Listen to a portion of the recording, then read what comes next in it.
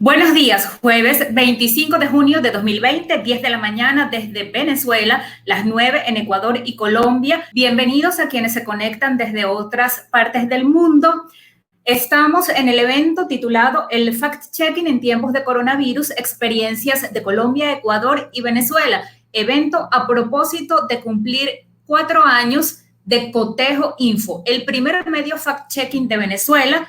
Los vamos a acompañar y les pedimos que utilicen, por favor, en redes sociales la etiqueta numeral Cotejo 4 años.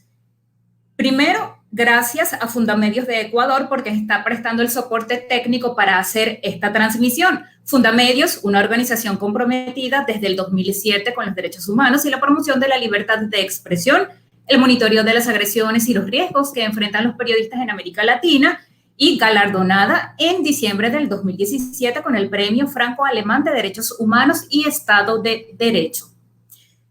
Cumplido con este agradecimiento, voy a pasar a presentar uno por uno a las personas periodistas que tienen la gentileza de acompañarnos el día de hoy. Yo soy Lirio Pérez, formo parte del equipo de Cotejo Info y a continuación nuestros ponentes. En primer lugar, vamos a dar la bienvenida a Desiree Yepes. Desiree, ahí la van a ver pronto en pantalla. Ahí está. Desiree Yepes es la directora de Ecuador Chequea, directora de contenidos de Fundamedios. Yo prefiero hablar siempre en español y por eso digo que ella también es integrante del Centro Internacional para Periodistas, ex becaria de la Agencia Pública de Brasil y de la Asociación Mundial de Periódicos y Editores de Noticias. Gracias por estar con nosotros, Desiree. Para que conozcan los rostros de quienes van a estar con nosotros, nos despedimos solo segundos de ti para saludar desde Colombia a Pablo Medina. Ya lo vimos conectado. Pablo es el director de Colombia Check. Apareció Pablo. Gracias por acompañarnos, Pablo. Colombia Check, medio fact-checking colombiano. Él ha trabajado como periodista y traductor en medios en Colombia y Estados Unidos y tiene una maestría en Media Studios en Nueva York, de New School en Nueva York, y es literato de la Universidad de los Andes en Bogotá. Después de tu presentación, Pablo, vamos a ver otra cajita con los anfitriones de esta celebración y por eso los dejamos de último. En primer lugar, si la tenemos conectada, porque estamos en Venezuela, la profesora Mariela Torrealba. Ella es la directora de proyectos especiales de Cotejo, especialista en comunicación social, así se llama el periodismo en Venezuela, especialista en comunicación cultural y magíster en planificación del desarrollo de la Universidad Central de Venezuela, fundadora de Invecon y de Media Análisis.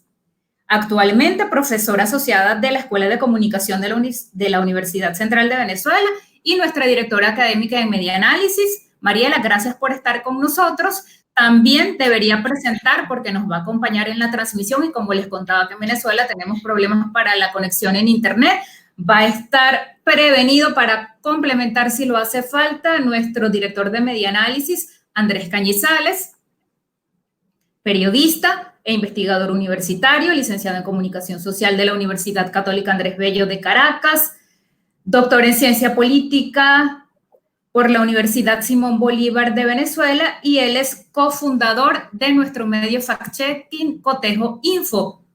Cumplida esta presentación y presentados los rostros de quienes gentilmente nos van a acompañar en la actividad de hoy, vamos a comenzar en el mismo orden en el que fueron presentados por sus redes para que los sigan y para que puedan también seguir lo que va a ocurrir en esta transmisión. La primera va a ser Desiree Yepes, su usuario, @Desiree, terminado en 2E, Yepes, terminado en Z, la directora de contenido de Fundamedios y directora de Ecuador Chequea. Desiree, la transmisión es para ti, te escuchamos.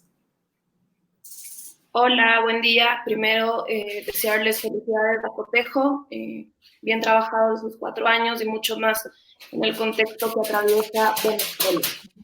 Bueno, para entrar en materia, creo que el fact-checking en tiempos de coronavirus nos ha demostrado la importancia del ejercicio periodístico. A mí siempre me gusta decir que la verificación de datos no es otro género periodístico, sino periodismo en estado puro. Contrastación, verificación, buscar distintas voces que al final del día le permita al lector, a quien nos busca, poder tener una conclusión. En el contexto de la pandemia, esta no ha sido la excepción y justamente ha quedado en evidencia lo relevante que es el periodismo, mucho más en emergencia, y sobre todo lo determinante que es la información verificada cuando la vida está en juego. En este contexto, puntualmente, era tan relevante el poder verificar los contenidos que circulaban a través de redes sociales y el discurso público también, es decir, la pertinencia del mensaje de los tomadores de decisiones, porque la vida de la ciudadanía y la posibilidad de tomar decisiones acertadas estaba evidentemente en riesgo.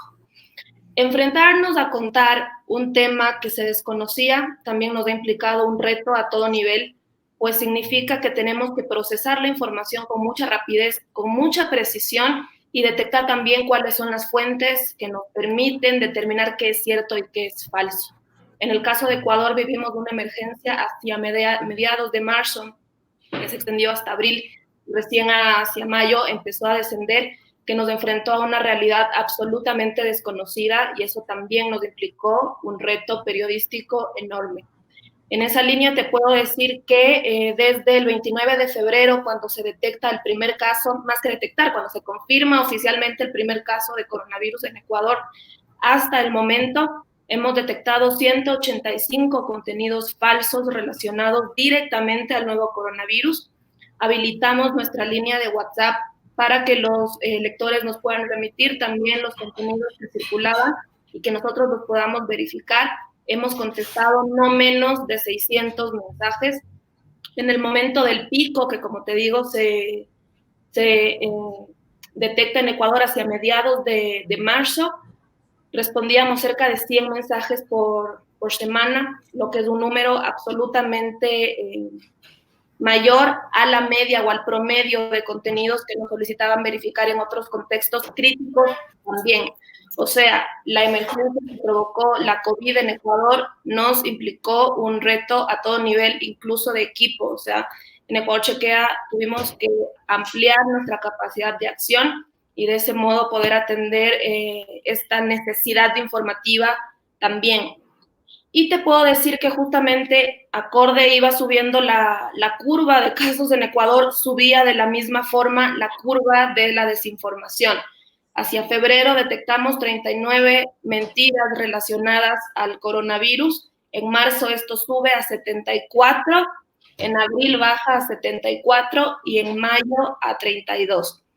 Y finalmente te puedo decir que detectamos también 4 líneas claras de desinformación. Estas 4 líneas creo que coinciden también con el trabajo que de modo colaborativo hemos hecho con redes tanto globales como regionales de chequeo, a las cuales Ecuador Chequea pertenece.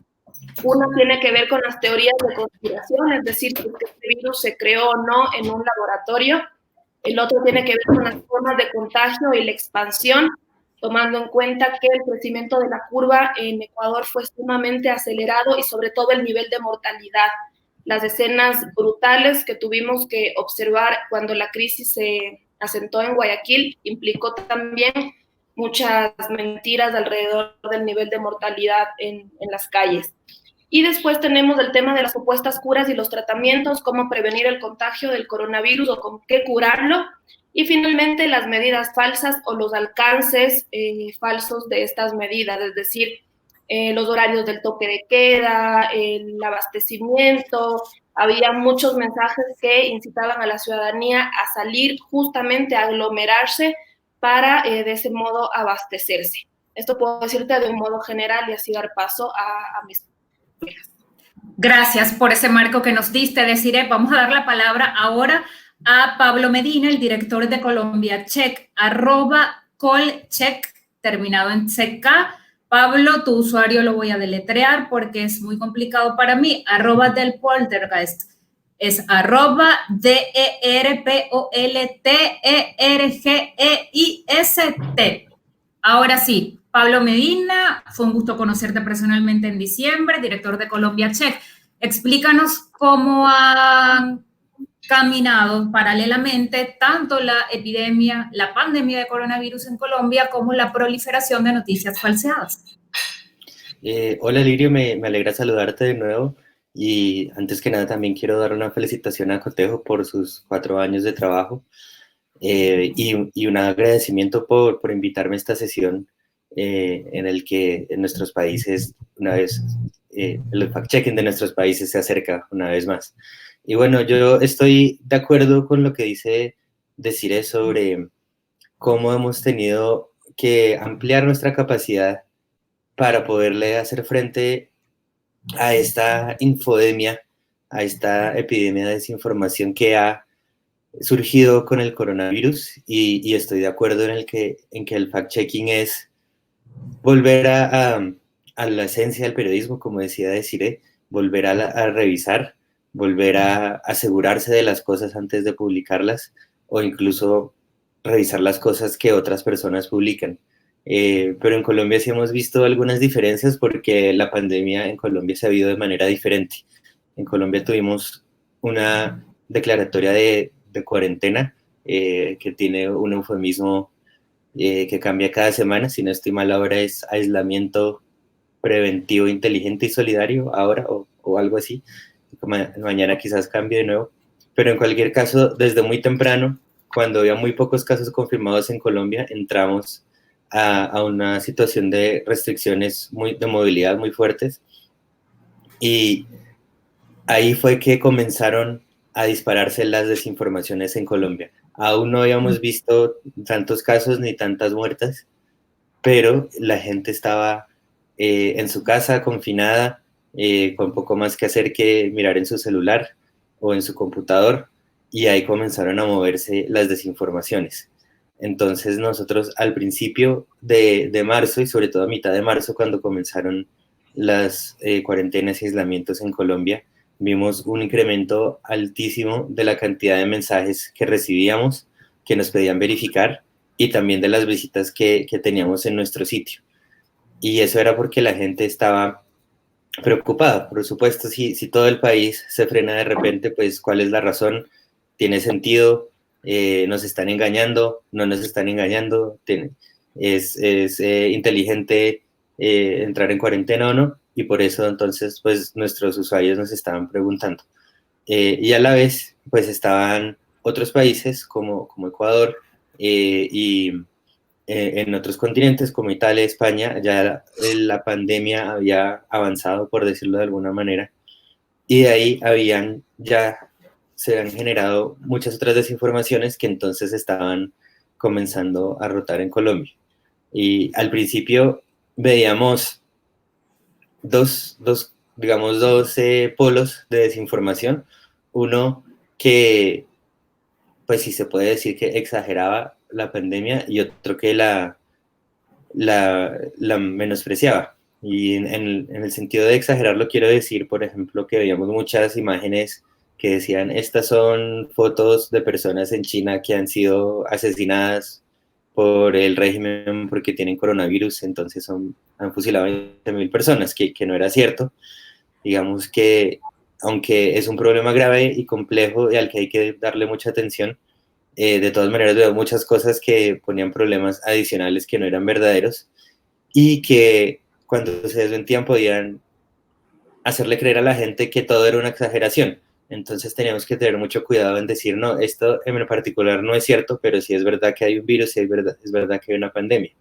Y en el sentido de que los menospreciaban, eso lo hemos seguido viendo hasta ahora, y son muchas teorías que dicen que todo es realmente un engaño de un cabal internacional que quiere aprovecharse de la gente y que realmente no hay virus o que realmente no es tan grave. Y pues hemos entrado a verificar eso y a desmentir eso también. Y con eso también hemos tenido que tener mucho cuidado porque, digamos, para la audiencia que se informa, que está bien leída, eso puede sonar muy bobo, muy estúpido, muy desechable, como pensar, eso, ¿quién se va a creer eso? Pero de todas maneras sabemos que hay mucha gente que sí cree en eso y que no podemos menospreciarlos, que no podemos decirles simplemente eso es estúpido, no lo crea, sino tenemos que explicar bien por qué no es verdad, pues si no es verdad lo que encontramos, y explicar paso a paso el proceso de cómo lo estamos haciendo. Porque, o si no, corremos el riesgo de simplemente aumentar la hoguera de esas teorías de conspiración, de hacer que la gente piense que nosotros estamos del lado de esa gran conspiración mundial que algunos imaginan, pero no es así, es simplemente queremos ayudarle a la gente a que sepa qué es verdadero, qué no es verdadero y qué no sabemos ahora, que ese es el otro problema que hemos tenido, y es que la ciencia avanza con información no del todo certera. Y eso está bien, eso es cómo funciona la ciencia funciona a partir de consenso científico, no simplemente un día hay un genio que dice, así es esto, sino que es un trabajo conjunto entre muchas personas en muchos países y se va armando de poco a poco. Por eso también hemos tenido que ser muy cuidadosos con nuestro lenguaje. Muchas veces no podemos decir esto es falso, o no podemos decir esta cosa no cura el coronavirus, sino tenemos que decir no hay evidencia por ahora de que esta cosa cure el coronavirus, se necesitan más estudios y estar pendientes de estar actualizando constantemente nuestros artículos cuando haya más evidencia al respecto. Y así más o menos hemos estado viviendo esta pandemia aquí en Colombia Checa. Pablo, gracias. Lo decía Desiree, cuando lo que está en juego, como en el contexto de la pandemia, es la vida, se reivindica el periodismo científico, el periodismo de investigación. Por eso en Cotejo celebramos 4 años de existencia y yo quiero recordar que Cotejo por Venezuela, Colombia Check y Ecuador Chequea son los 3 miembros de la IFCN, la Red Internacional de Fact-Checking. Y Pablo hablaba sobre eufemismos para denominar el confinamiento. Pues Pablo, no están solos. Aquí en Venezuela les ha dado por llamarla cuarentena radicalizada últimamente o pues cuarentena social. Siéntete acompañado. Gracias, Pablo. Ahora le voy a dar la palabra a nuestra directora de proyectos especiales en Cotejo, la profesora Mariela Torrealba. Mariela, adelante.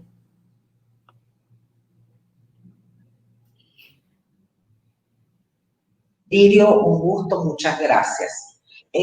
A ver, yo quería hacer algunos comentarios con relación a los datos que aporta Desiree. Pudiéramos plantearnos establecer un intercambio.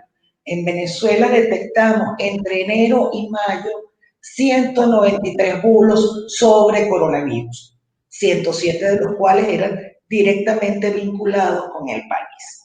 Y por supuesto coincido plenamente con Desiree, porque el fact-checking es la esencia del periodismo, que es informar de manera veraz. Y, bueno, voy a empezar un poquito la exposición. Yo quería hablar un poquito sobre lo que son las condiciones para el ejercicio del fact-checking en Venezuela, como una pequeñísima parada en lo que es el entorno que tiene que ver con un país en emergencia humanitaria compleja desde hace 5 años, con una industria mediática restringida, perseguida y achicada en los últimos 20 años. Cuando vamos a directorios como Sembramedia, por ejemplo, de 63 medios de Venezuela, solo 3 reconocen que practican fact-checking, que son Efecto Cocuyo, Cotejo, por supuesto, El Cumpleañero, Runrunes, y a eso habría que sumar Espaja, que es un medio más reciente. Entonces yo quiero comentarles cosas en 3 niveles. Una de las cosas más importantes para el ejercicio del fact-checking es el acceso a data pública y a data oficial. Y si bien Venezuela no tiene, como el caso colombiano, el mexicano, una ley de acceso, el acceso a la data pública se nos ha vuelto muy, muy difícil y muy complicado. Vamos a revisar nada más 3 elementos.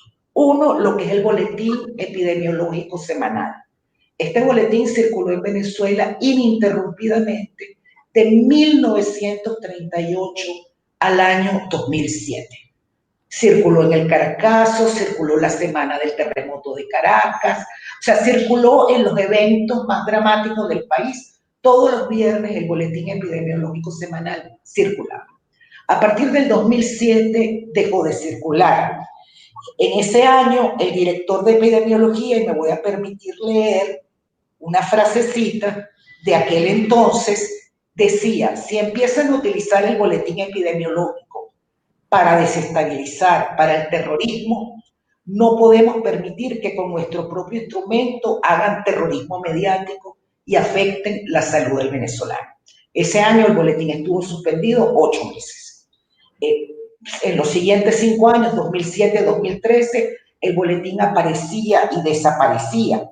Y en el 2013, la titular de la cartera de salud decía: para evitar que la gente se muera, uno no debe dar parte ni médico, sino prevención.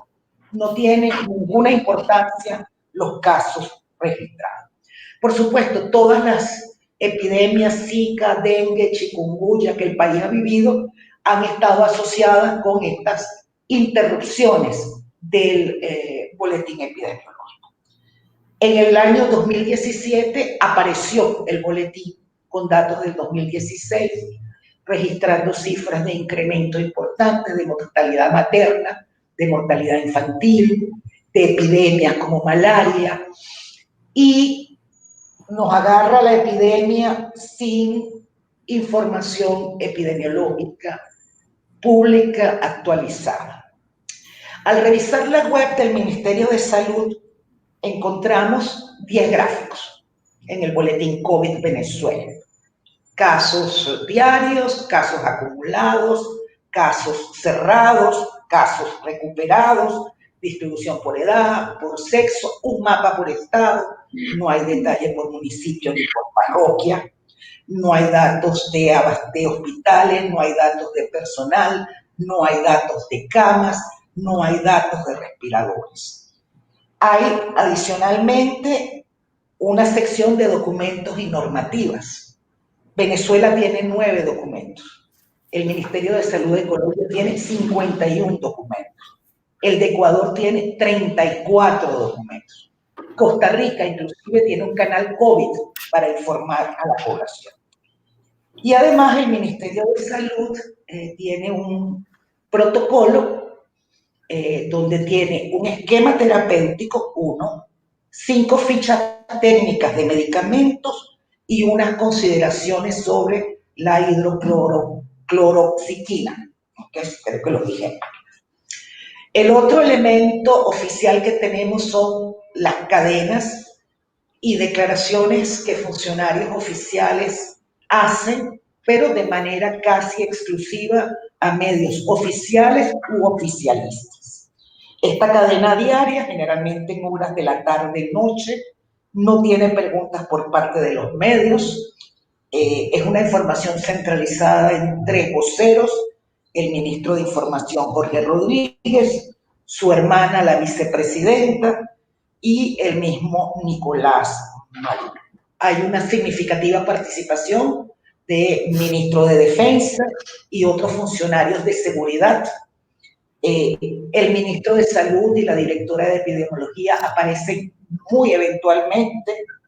Los números que aportan son confusos, inconsistentes y contradictorios. Ya casi es un chiste popular que la cifra que da la viceministra con la que da Nicolás, con la que da Jorge Rodríguez, no coinciden del mismo día.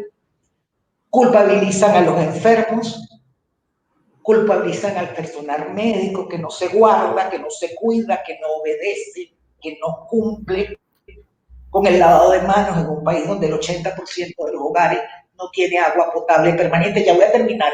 Bueno, culpabilizan a otros países.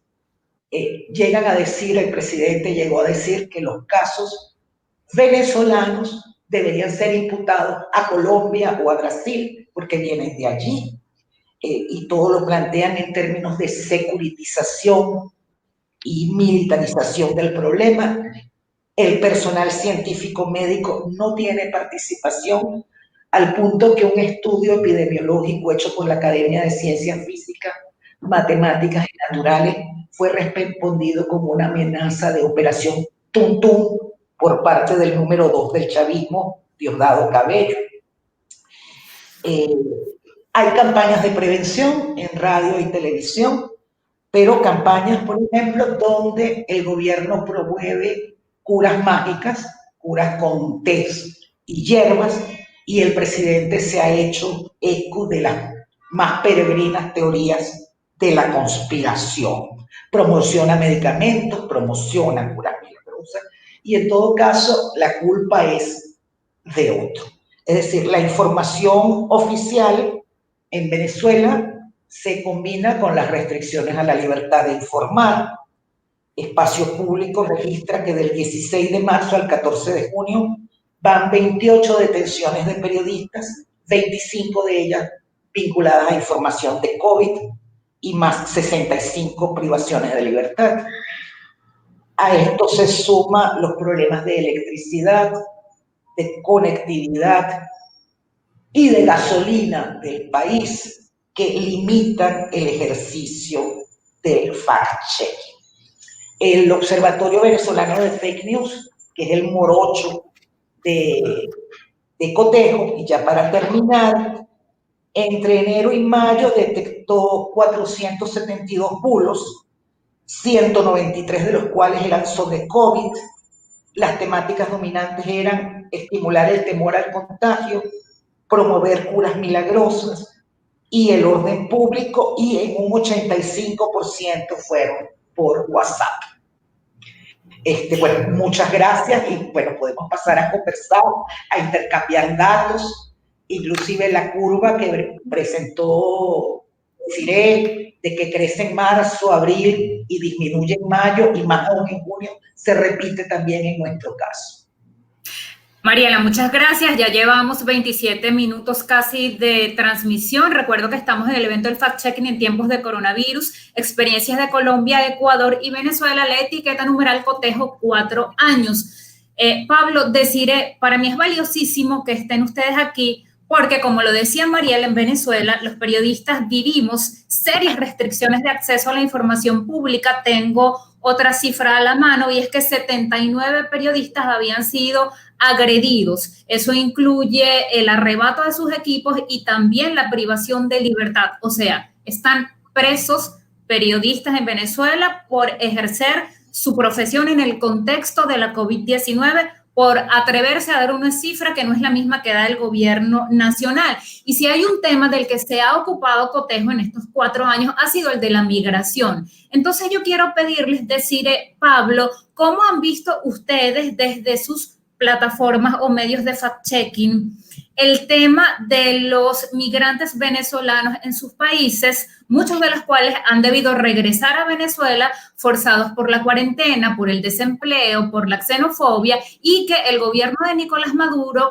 los ha responsabilizado por traer el coronavirus a Venezuela? Cada vez que aquí el gobierno de Maduro o alguno de sus voceros da un balance o un parte oficial acerca de COVID-19, insiste en algo que llaman casos importados. Entraron por trocha, entraron por frontera, venían caminando desde Ecuador y cruzaron por caminos verdes desde Colombia y trajeron el coronavirus para enfermar a la gente de acá. ¿Cómo ven ustedes eso, cada uno desde sus países?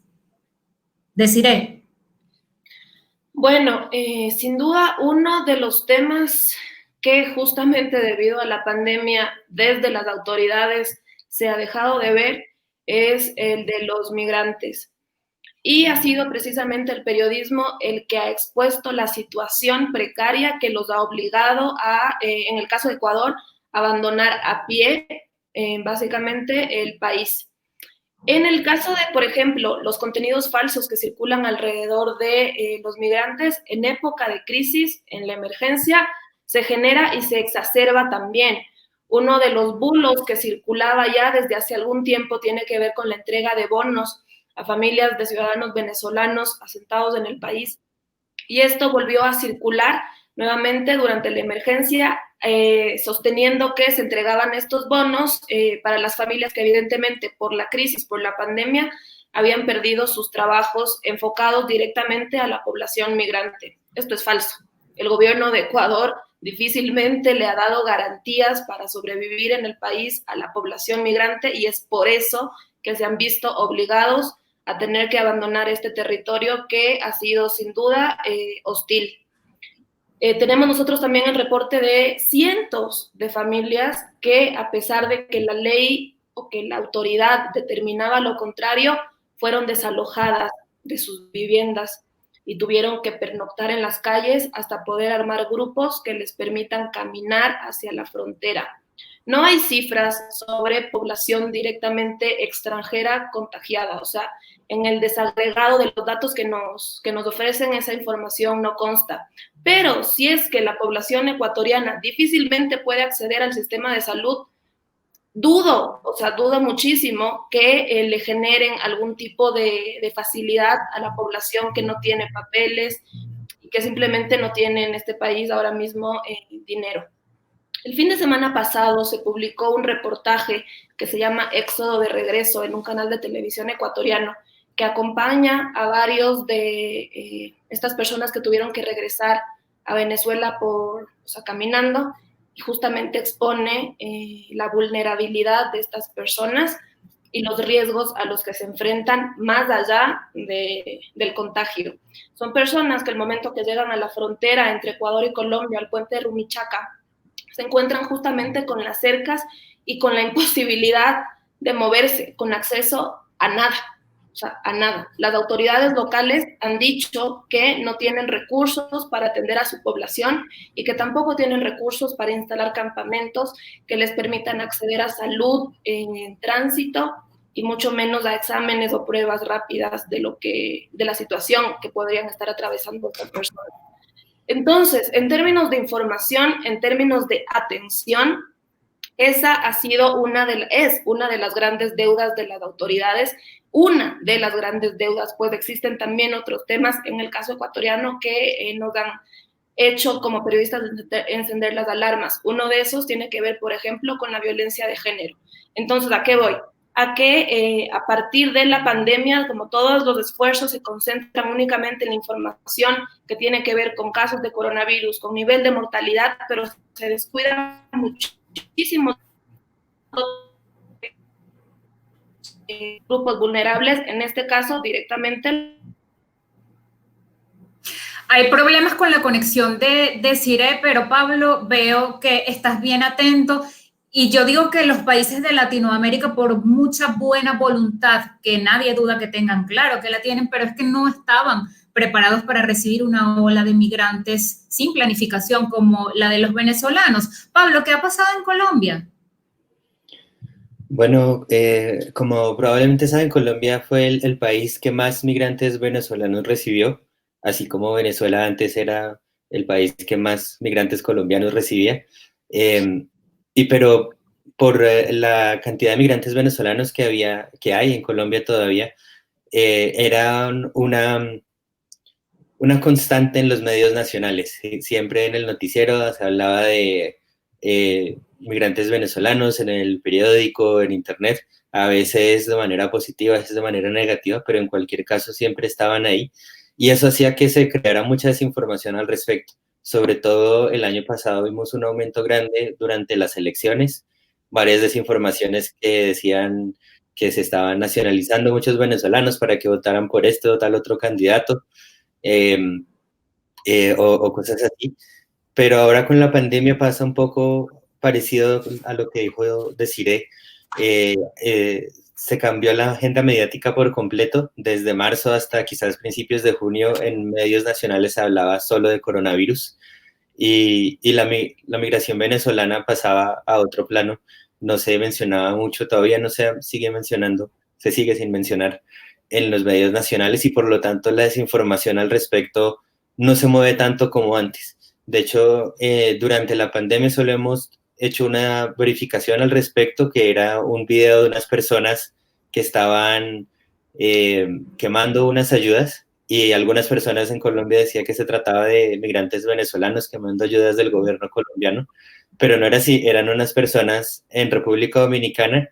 Si no estoy mal, el año pasado, durante unas elecciones, un candidato les había dado unas ayudas, pero estas personas no simpatizaban con ese candidato, entonces por eso estaban quemando las ayudas.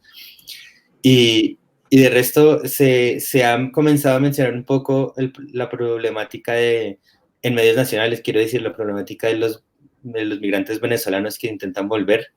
Sobre todo a finales de marzo, principios de abril, se mencionó algunos buses que el gobierno colombiano ponía de ayuda para que los migrantes venezolanos llegaran hasta la frontera, pero de nuevo solo llegaban hasta la frontera y ahí pues ya estaban a su suerte, pues podían volver a su país, pero pues sabemos que la situación en Venezuela no es fácil tampoco y pues en Colombia tampoco lo es. Pero más allá de eso, realmente en Colombia, a pesar de la gran cantidad de migrantes venezolanos que hay, se ha hablado en general muy poco sobre ellos, porque todo se ha ido hacia la pandemia y ahora que estamos cambiando de temas, han sido temas de problemáticas diferentes a la migración venezolana. Ayer, por ejemplo, el tema fue una violación cometida por miembros del ejército. Ha habido una discusión sobre la cadena perpetua, cosas así. Así que por ahora en la agenda mediática no se ha vuelto a mencionar eso. Y si acaso se ha vuelto a mencionar en redes sociales, sobre todo en WhatsApp, que como en el resto de Latinoamérica es uno de los programas más usados para comunicarse en Colombia, porque la situación de seguridad ha empeorado y eso genera más desinformación sobre la migración venezolana.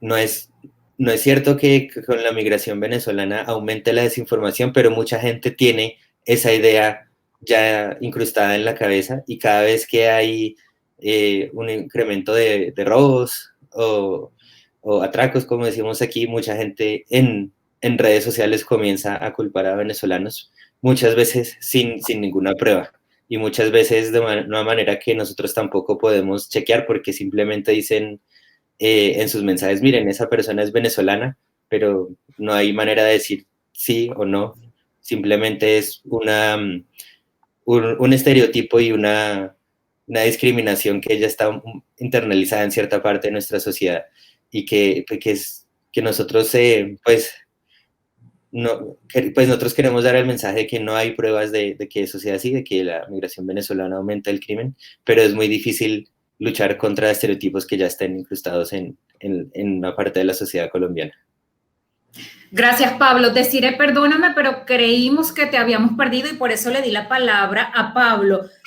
Los dos me hicieron recordar dos bulos que desmentimos aquí en Venezuela.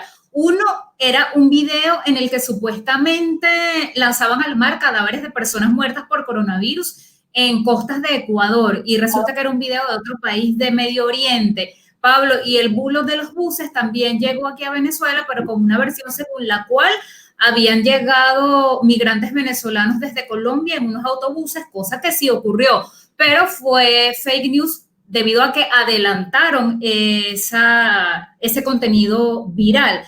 Llega una pregunta que yo voy a hacer, quien desee responderla le pido que avise que quiere hablar con una señal en su mano y así nuestro Oscar Moreno va a ser capaz de ponerlo en cajita. La pregunta que llega es la siguiente. La hace Alexei Guerra desde Venezuela y él dice, el deseo de creer en fórmulas mágicas, pociones o teorías conspirativas en medio de las informaciones sobre esta pandemia y dice que este es un punto común entre los tres países. Porque ahora tanto flujo por la necesidad de una cura milagrosa, porque todavía no hay una vacuna. ¿Quién desea responder? Yo creo que no es solo es algo común entre nuestros tres países, sino en el mundo en general, porque estamos ante una situación de completa incertidumbre. Es algo que ninguno de nosotros, creo, ha habido nunca en nuestras vidas y escuchamos constantemente la vacuna, si está lista, va a estar dentro de un año, si es que tenemos suerte. ¿Y qué vamos a hacer mientras tanto? Pues no sabemos, no hay una ruta, una hoja de ruta de cómo vamos a sobrevivir esto. Y nuestro cerebro lo que necesita es certeza, busca siempre certeza en medio de la incertidumbre. Esa es la manera en la que evolucionamos y esa es la manera por la que hemos, digamos, avanzado como especie. Pero en este momento nos está pasando una mala jugada porque estamos buscando certeza donde no la hay. Entonces, encontramos encontramos algo de comodidad y no sé, bueno, certeza, no me quería repetir, pero certeza en pensar en eso, en pensar en un mensaje de WhatsApp que, digamos, nosotros como periodistas sabemos que no es una fuente confiable, que necesita más evidencia, pero mucha gente lo ve y dice, te puedes curar tomando agua de ajo. Mucha gente piensa, bueno, esta es la certeza que necesitaba, esto me va a ayudar a seguir con mi vida, a seguir adelante. Y eso es pues ese es el problema mayor, creo que tenemos nosotros como fact-checkers en este momento de pandemia. Pablo, gracias. Mariela.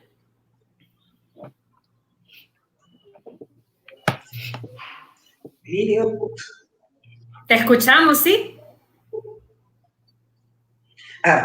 Ok, no, quería comentar algo con respecto a eso, que yo creo que uno de los grandes desafíos del periodismo es lograr transmitirle a la población que la ciencia avanza por pasos sucesivos de revisión, de reconsideración, es decir, cierta tendencia humana quería que tenemos el agua de ajo, el agua de sal, el café, el té de hierbas, etcétera, de que tenemos ya una respuesta. Quizá uno de los grandes desafíos del periodismo es explicarle a la gente, primero, que la ciencia tiene un ritmo propio. Ojo, hay que destacar que nunca, como en estos momentos, se ha movido rápido la ciencia. La vacuna del ébola llevó 14 años. Describir un genoma llevaba años, ahorita se lo obtuvo en semanas. Todos los procesos científicos colaborativos en búsqueda de protocolos que están andando son importantísimos. Pero en el periodismo es una cosa muy difícil hablar sin certidumbre, sin periodos de cierre. Entonces tendemos nosotros también a ofrecer la vacuna de Oxford está lista en septiembre. Tenemos que empezar a hablar como en condicionales.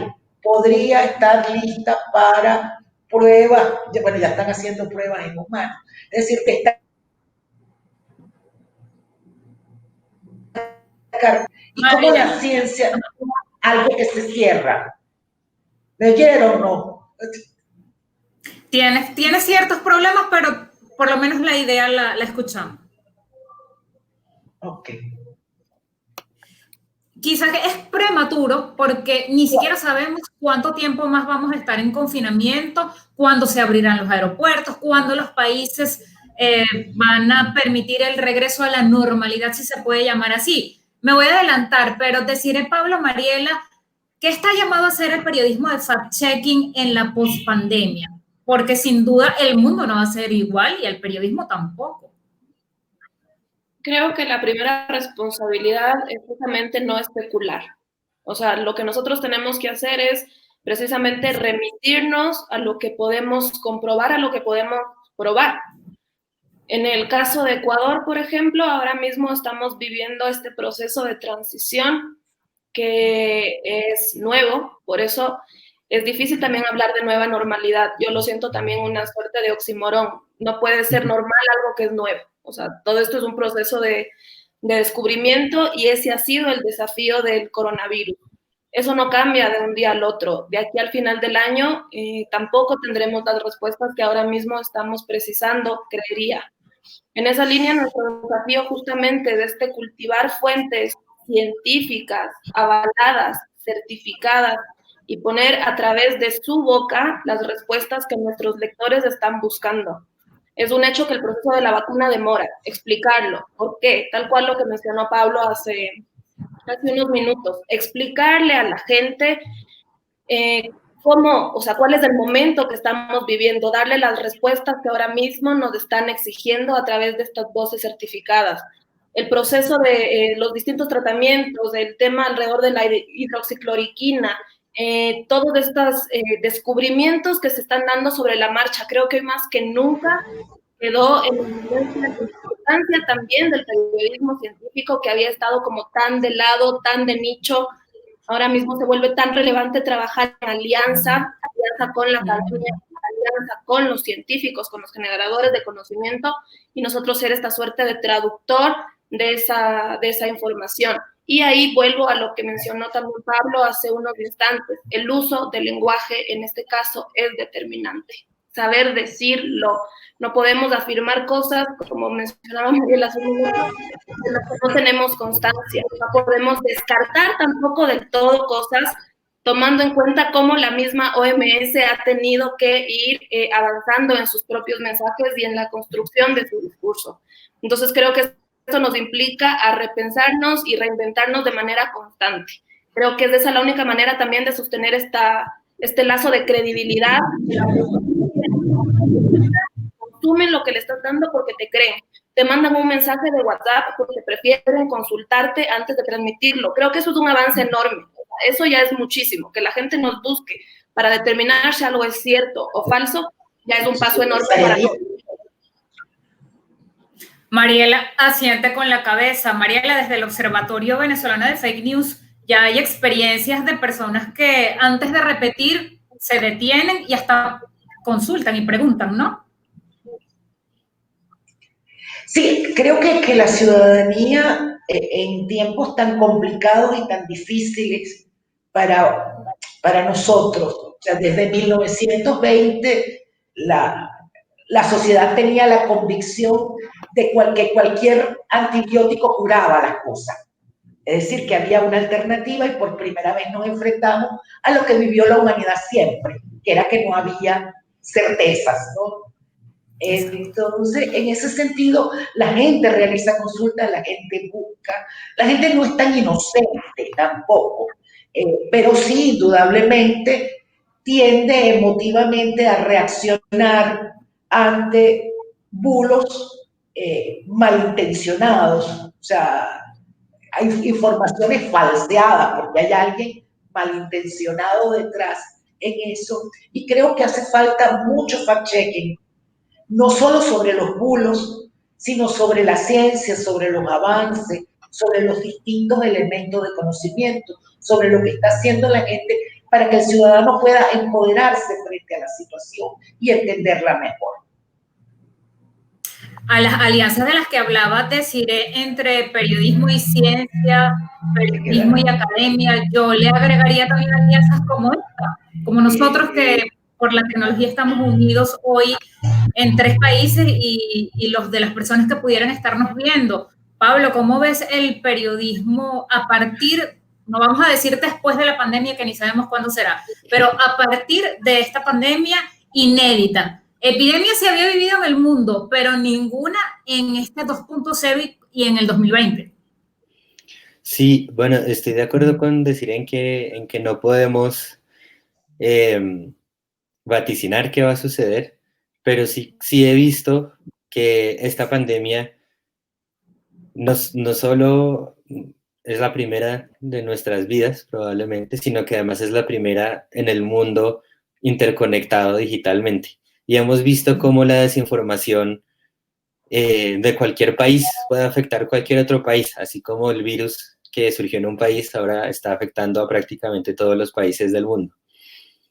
Y eso creo que ha hecho que los medios, por lo menos aquí en Colombia, se hayan dado cuenta del impacto tan grande y tan grave que puede tener la desinformación.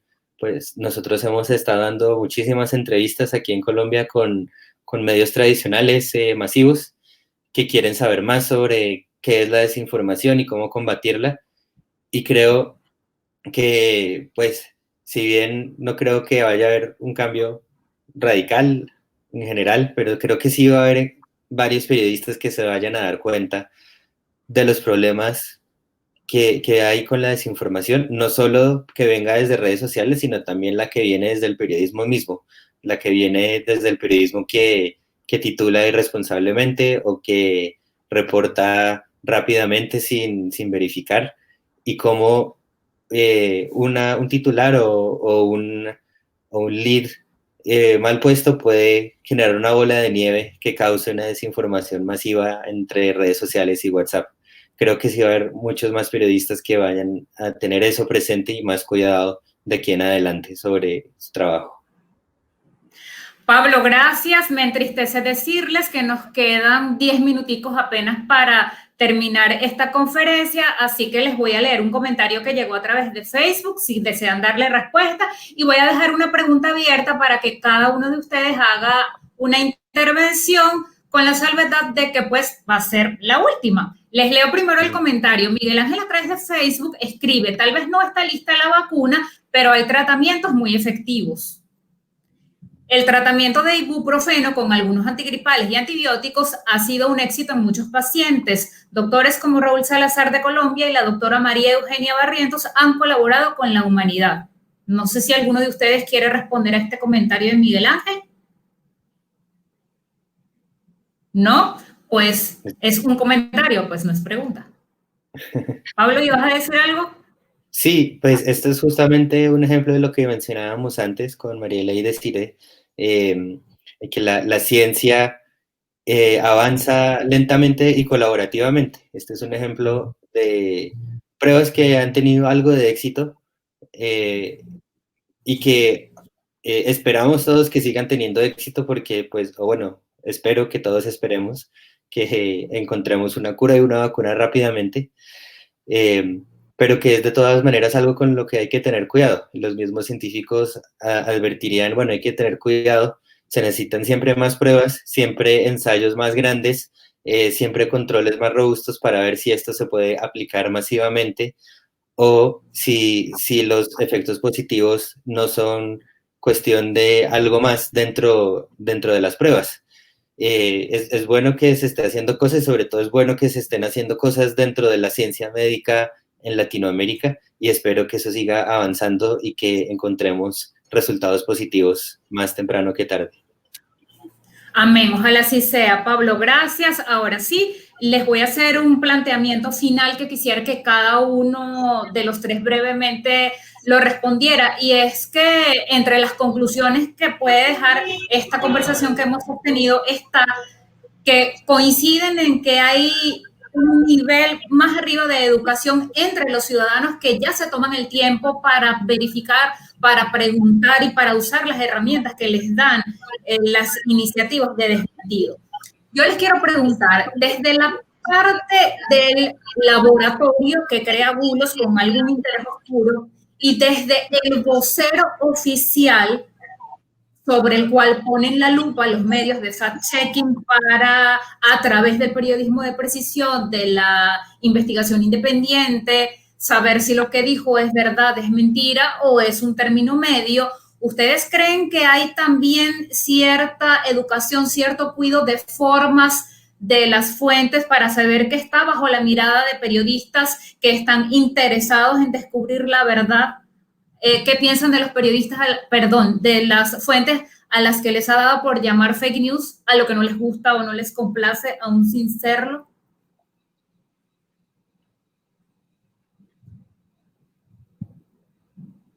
Para finalizar en el mismo orden en el que comenzamos, pienso que el orden, vamos a hacerlo al revés, tranquila, Mariela, Pablo y Desiree. Mariela.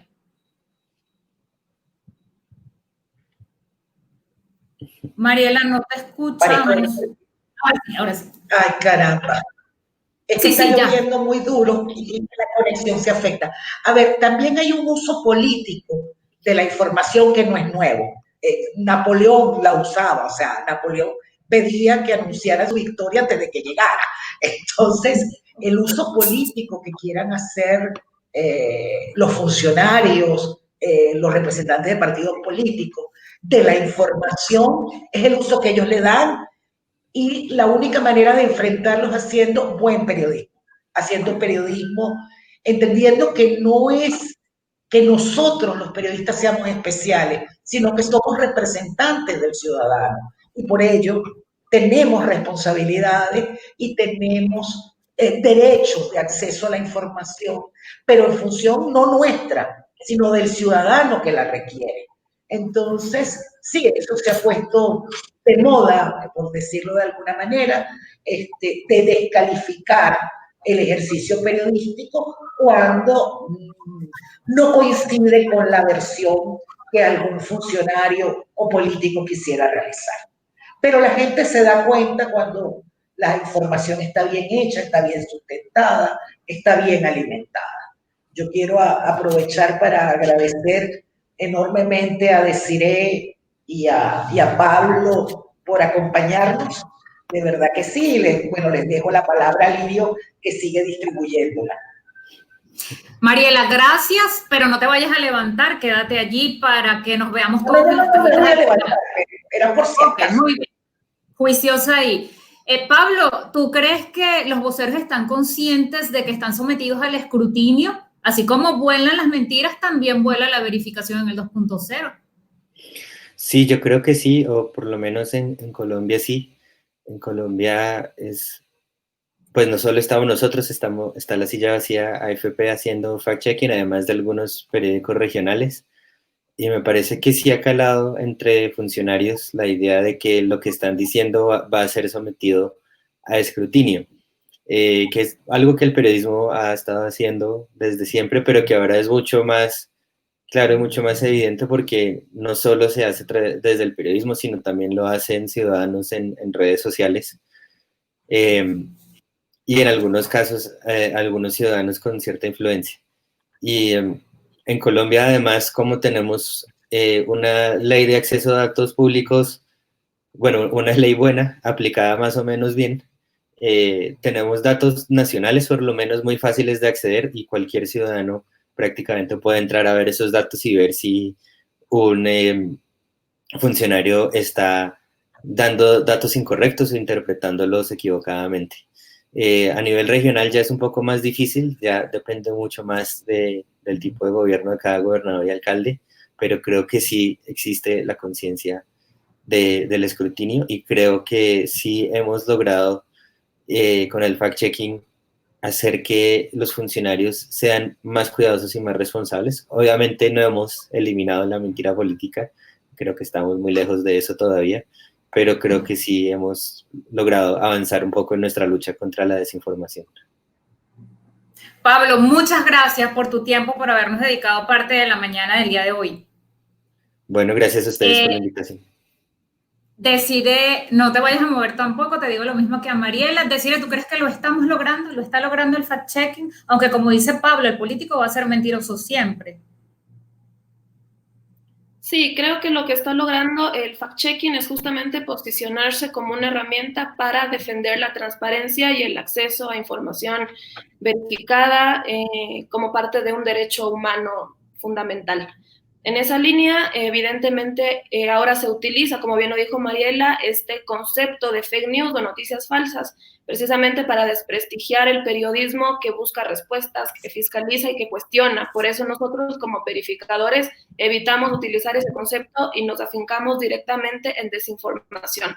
Una noticia no puede ser falsa si se entiende esta como un hecho que ha sido comprobado, que ha sido contrastado y por ende publicado. También siento que el fact-checking, al convertirse ahora mismo ya no en un tema aislado, sino que lo vemos presente a escala global, ha demostrado también la importancia del ejercicio colaborativo, o sea, de poder operar desde distintas fuentes, desde distintas latitudes y así también poder entender cómo está evolucionando este fenómeno que no es nuevo, pero que sí, con la expansión de Internet y con la masificación de las redes sociales, sin duda ahora tiene un alcance y un impacto que precisa de muchísima atención. En esa línea creo que finalmente nuestro trabajo no puede dejar de lado también lo que tiene que ver con la verificación del discurso público. Justamente en época de emergencia y de pandemia, poder monitorear qué tan cierto es lo que los tomadores de decisiones nos quieren hacer creer y en esa línea también ponerles la lupa y que los lectores, que los consumidores de información tengan las herramientas para tomar decisiones acertadas al final del día.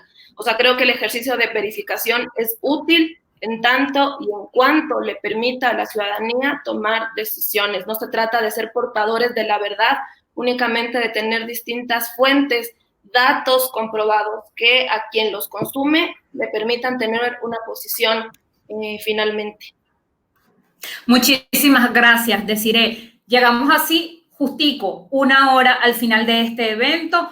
Nuestro agradecimiento desde Cotejo por haber participado con nosotros, a Desiree Yepes, la directora de Ecuador Chequea, a Pablo Medina, director de Colombia Check, nuestra directora de proyectos especiales de cotejo, la profesora Mariela Torrealba. Quiero también darles las gracias a Óscar Moreno y a Paola Aguilar de Fundamedios desde Ecuador, porque ellos han dado el soporte técnico para que esta actividad se llevara a cabo.